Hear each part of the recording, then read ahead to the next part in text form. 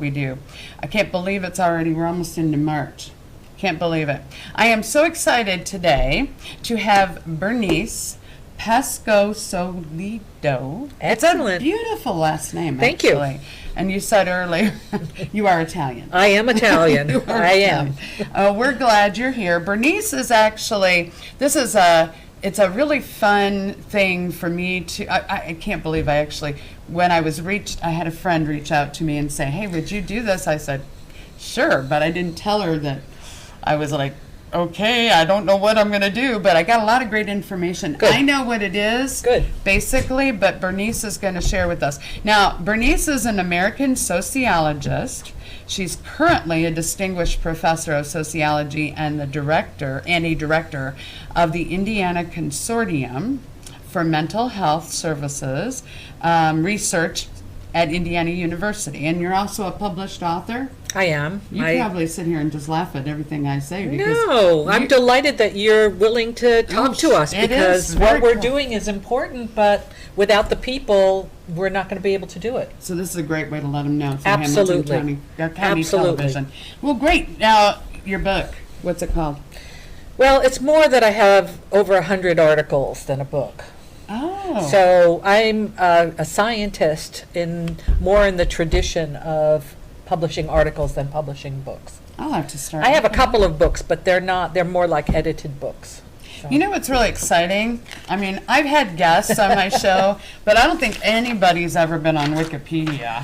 That's a big deal. Well, to me, it's a big deal. Apparently, I'd like my site to be a little better, but I don't have time to play around with it. But apparently they do vet it, and so they will take things down if. So I guess it's an honor. No, not if it's not true. They have some kind of, decide whether or not you're worthy to be there, which I think is a little funny. Yes, that is pretty funny. I'm happy to be there because I think the work that we do as social scientists is really important. Because a lot of the problems that we face in the United States today really are social problems. They may have medical components, they may have chemical components, may have financial components, but a lot of it has to do with us as human beings.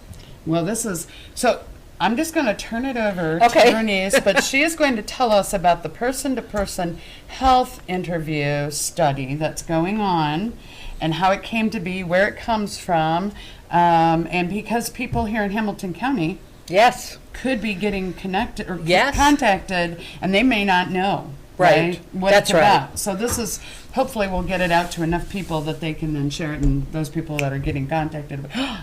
Yes. Take it away, Bernice. We're so glad you're here. Thank you. I'm so glad that we have this opportunity because Indiana University President McRobbie decided a number of years ago that Indiana University really needed to attend to the most important problems of the state, of the nation, and of the globe. And so he asked the faculty to work together across disciplines, and the Bloomington campus and the Indianapolis campus and the medical school, all of us to work together and come up with what we thought are the most important problems to attack here in Indiana.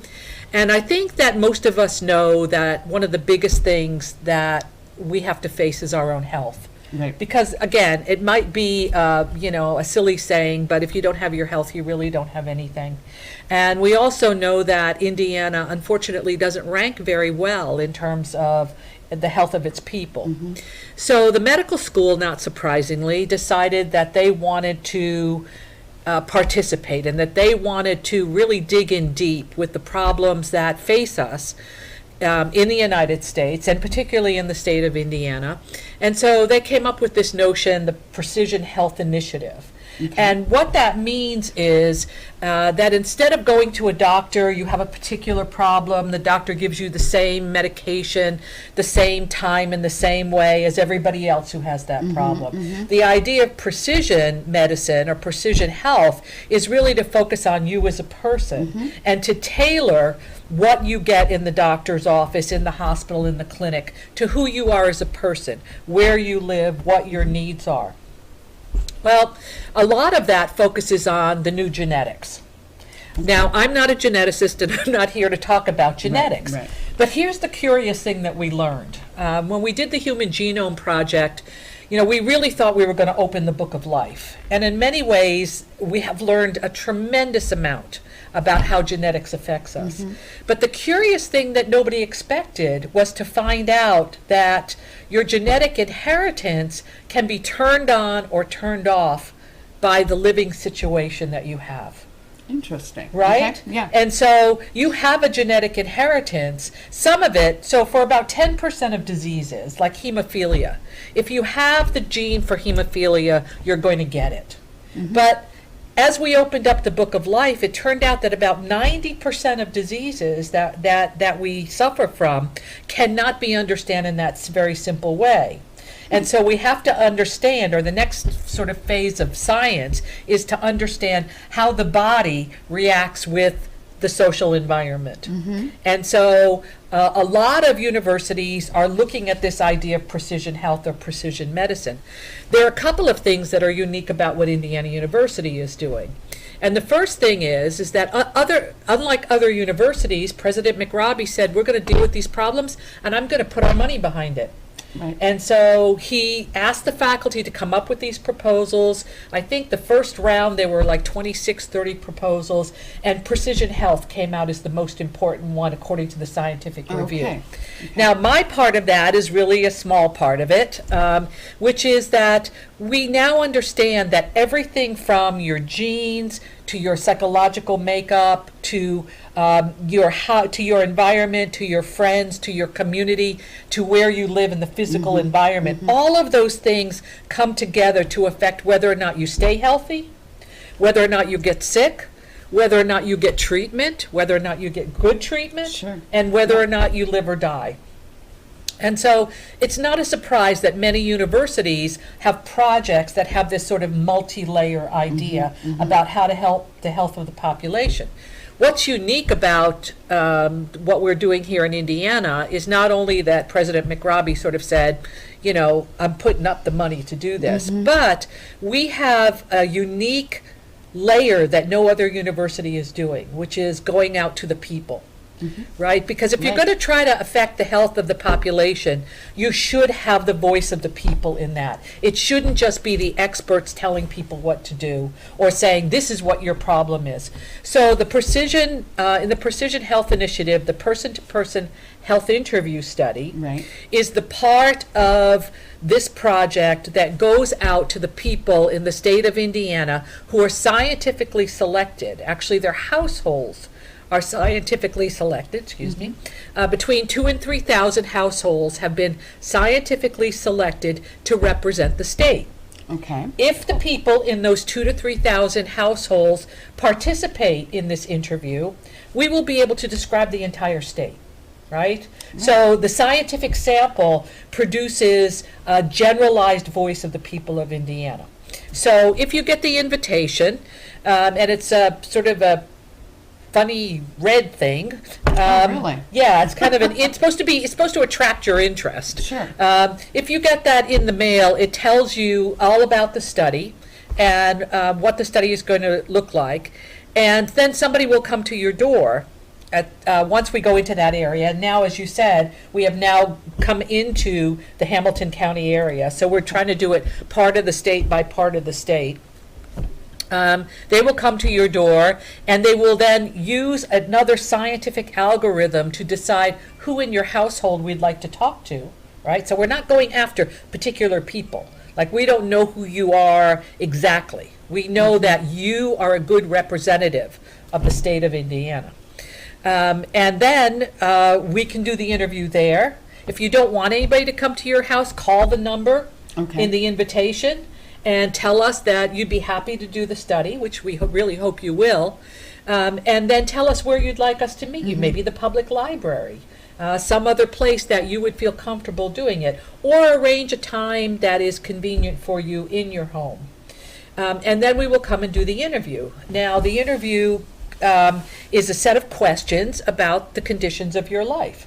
We ask you about your health, but the important thing is we start off by asking you to tell us what you think the problems are that you're facing and what you think should be done about them. Then we go into a whole set of questions that we know will help us unpack that. And so we will ask for everything from some of your experiences of childhood, whether you have any problems, health problems now. We'll ask about your friends. We'll ask you about your conditions, your work, whether or not you go to church. A lot of things that tell us about who you are and what makes you special.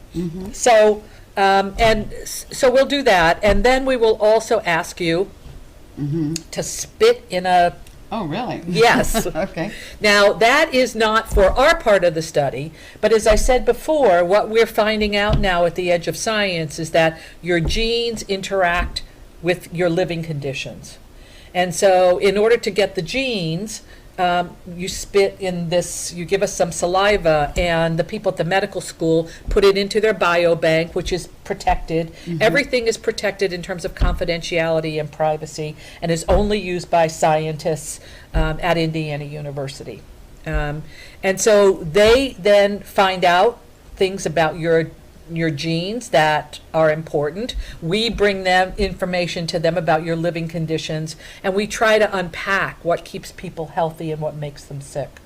And we do that, as I said, from everything from, who you are, what you think, where you work, to the quality of the community that you live in, to, the part of the state, the kinds of air quality that you might have, all kinds of things that we can put together to get a complete picture of each individual in this sample. Interesting. It's very exciting scientifically, Yes. because we've just found out that it's just not simple. We've sort of, as we often say in science, we've already hit the low-hanging fruit, right? We know those 10% of diseases that are, simply genetic. But other diseases, say we take something very serious like schizophrenia, turns out that there may be 100 to 1,000 genes involved. So it's those genes combined with things that might happen to you in your life that might cause you to be mentally healthy or cause you to have a mental health problem at some point in your life. And we're interested very broadly in issues of your mental health, but of your physical health as well. And it really wouldn't be a very responsible study at this point in the state of Indiana if we didn't deal with the opioid addiction. Right. Now, certainly. all information is confidential. Once we finish your interview, we are interested in you as a number, and while that sounds impersonal, it's the way we protect your information. Yeah. And all of this has gone through human subjects at Indiana University, and has been seen to be ethical. And that's important because sometimes people worry about participating in scientific studies because they are afraid that their data will be released. I think science is the least place where you have to worry about that. And we have really taken extra steps to make sure that everything's protected. Wow. I know we've got the website up on the screen. If somebody wants to know more about this, there's the home or the page. What is that called? Homepage? Yeah, the homepage. The homepage. Yeah, it didn't sound right to me. But that is what they would be seeing if they logged on. What kind of things? I mean, why? Because you're picking, and it's scientifically. Yes. Why would somebody? How can they participate? Or what can they get involved in? Or just to learn more? Maybe I guess. Yeah. Really is what the website is there If you for. go to the homepage, you'll see it says there are 3 grand challenges that Indiana University is taking on at this point. One is, the first one that was selected was the Precision Health Initiative. And again, that's not a surprise given how important our health is in the quality of our life. The second is about environmental change and how the weather and the climate in Indiana is going to affect our lives. And since we're an agricultural state, this is very important. And then the third one is one that didn't come from the faculty, but came from the governor and a committee, including President McRobbie and other people, that said we've got to take on a grand challenge of the addiction crisis. Now, to the extent that addiction is part of health, we are helping them gather information on not only are people having problems with addiction, but how is it affecting their family? How is it affecting their community? So you don't have to have that problem yourself to provide important information about how the opioid crisis could be attacked in Indiana. Right. Yeah. Wow. Wow. There's another way they can get involved, Sure. though, Jennifer, Okay, which is good, that good. Yes. we're also interested in hiring people as interviewers. And so, I think it's a good idea. We don't have people necessarily in their own community because I don't know, I don't think I'd want to be interviewed by my neighbor, but in neighboring communities, and you can, if you have a particular preference for a type of interviewer, just tell us. That you want to be interviewed by a man, you prefer not to be interviewed by a man, you'd like an older person, a younger person. We try to match all those things, but that means that at any time, we probably have about 24 interviewers in a community. And so if you're interested in that, get onto the website, go to the person-to-person health interview study, and call us. Okay. Because I think we just finished a training session so that we could move. We started in Indianapolis, now we're here out in Hamilton County, but we will be hitting every geographical part of the state. Now, that doesn't mean that we'll hit every neighborhood or every city or every rural area. Because that would be very expensive. And so this scientific sampling allows us to have groups of places in the state where we interview. And so if you're looking for a job and this is something that you'd like to do, you give us a call. It's very interesting. I guess I was thinking as you were saying it, and I don't know if there's probably not an answer really. How long does the interview take? No, there is an answer. Okay, well, I was thinking as you were saying that the answer one way that might lead to some other questions. Well, so it's kind of. But go ahead. It's a 2-hour interview. Oh, okay. But we believe in the value of people's time, Right. and so there is compensation for okay. participating in this. Well, there you go. Right, and it depends on. It can go anywhere from $75 to $125, depending upon which parts of the interview you do. Because if, for example, you don't want your spit in the Indiana Biobank, then there's an extra incentive for doing that. And if it happens that you get the opioid add-on, there's an incentive for that. So we do believe people's voices are valuable, and so we're only allowed to pay so much money. Sure. Because people feel, I think, in particular, the ethicists in the country have decided that at some point, offering a lot of money is coercive. People can't refuse. Now, that said, that if there are any questions in the interview that make you feel uncomfortable, you don't have to answer it. You can skip that question. That's always part of an ethical study, is to allow people to skip questions that make them feel uncomfortable. But I've done the interview myself.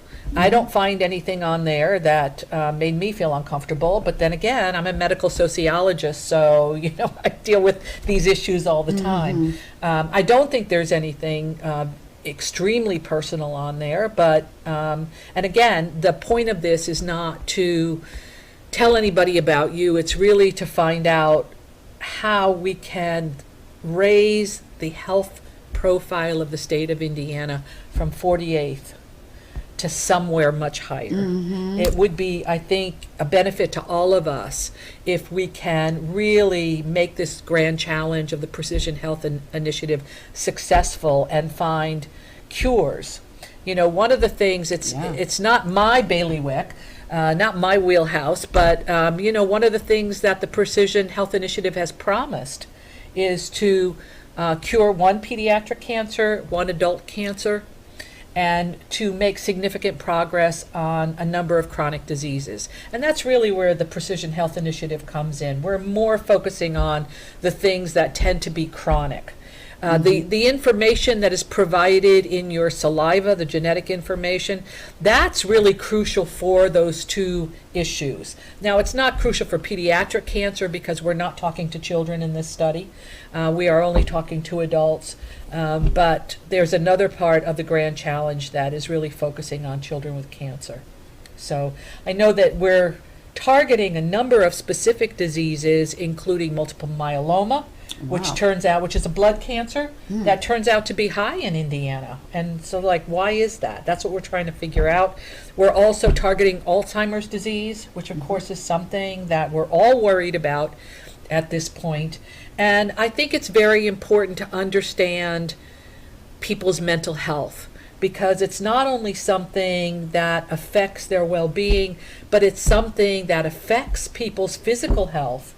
And if they have physical health problems, it affects their mental health. And for too long, we've ignored mental health as a part of well-being. And so that's something that we're interested in. How do people feel? How do they feel physically, but also how do they feel in terms of their well-being? So we're really going to go after that as well. Wow, I just keep saying wow because I'm like, wow, this is so cool.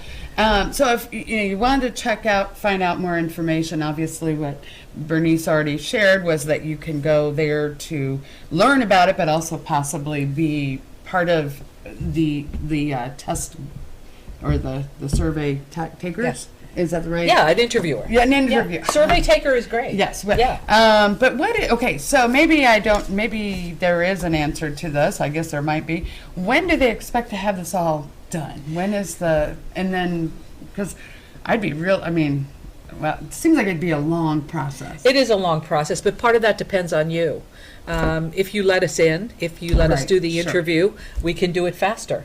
We're finding that it's taking a lot of effort to have people agree. I think getting started, the word isn't out yet, and so people Right. aren't quite sure, like, who are these people, but you'll be able to identify. We always notify the community centers.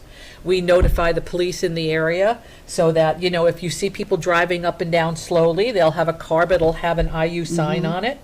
We're now going a little more. We're going to have people with specific vests on so you know who they are. But again, if you don't want to let somebody into your house, call us. Right. And we'll just do it that way. You're assured that it's us and not somebody else. And I think that's very important for people right now. Yeah.